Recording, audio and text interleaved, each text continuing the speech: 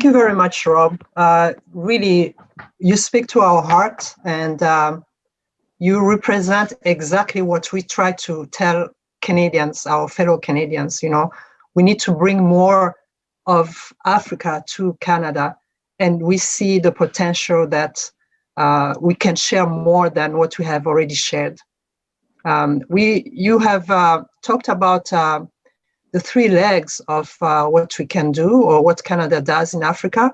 It's exactly what we want, especially Canadian values over democracy, because without democracy, we're going to continue to see all these problems that are attached to African image. And we want, for us in our group, what we want is to participate in those actions. That's what we want. So if we continue the discussion, I'm going to present other members of our group. They can introduce themselves, but I think Janvier has already talked. We can turn to Dodji, who has a question regarding the diaspora here in Canada and what we can do. Dodji? Hello, Mr. Oliphant. My name is Dodji. I'm from Chad originally. I was born in Chad and then I grew up in Egypt. The question I want to ask is,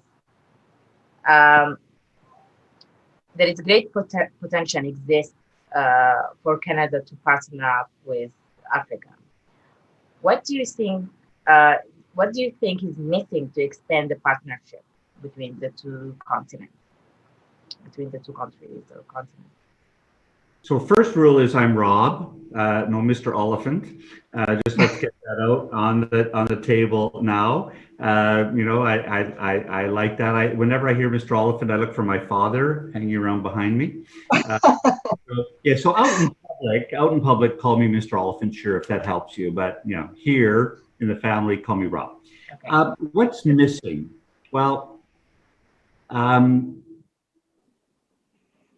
I think what it is more laziness than malintent. I think it's, in terms of economic partnerships, we sit beside the United States and we have an easy route to buy goods. We have a easy route to sell things until we have certain governments that come in place that turn that world upside down. And that's not all bad, because when we look outside of our usual trading partner, which is the United States, and so we start to look to Asia, we look to expanding free trade with Asian countries, we look to Europe, we have historic relationships with China, with England, the UK, and France. So we have an easy European connection. We don't tend to look to South America or Africa quickly. Partly because of distance, it's far, but also because we're just sort of lazy. And I think, I'm not going to pretend there's not systemic racism, because there is. I'm not going to pretend that it's a misunderstanding of Africa as a continent in turmoil. Very few people really understand the richness of Africa. They have a picture of Africa, I don't know, it might have come from a comic book when they were 5 years old, and they've not matured. So what we have to do, I think, is expose, and it's partly what Janvier was saying. I mean, it's partly exposing the culture and the richness, and then exposing the economic opportunity and the fact that when we invest in Africa, yes, it's good for Africa, but it's also good for Canada.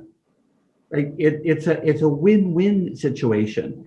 So we move out of a kind of a, and I'm clergy, but we move out of being missionaries. I don't want Canadian missionaries, in every sense of that word, going to Africa to kind of help. I'm tired of helping Africa. What it is partnership. Partnership, exactly. Partnership. And so, I mean, Egypt and Chad would be very different examples.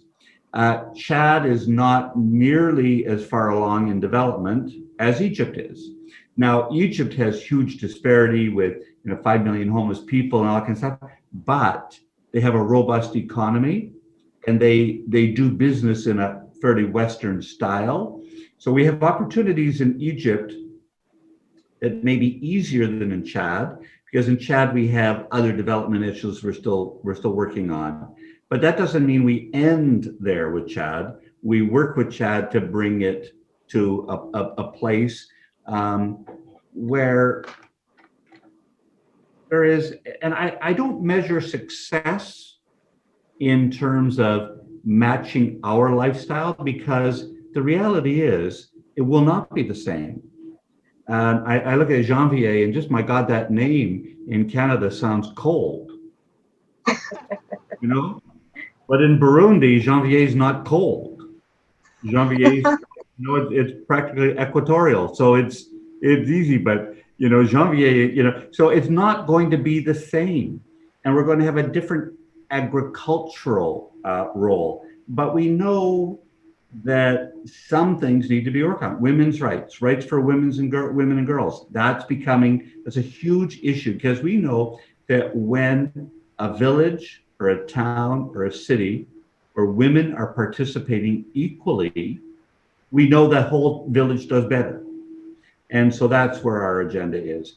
But I don't define success as making Africa look like Halifax. I don't think that's success. I think it's helping Africa be the best Africa it can be. And it'll be different.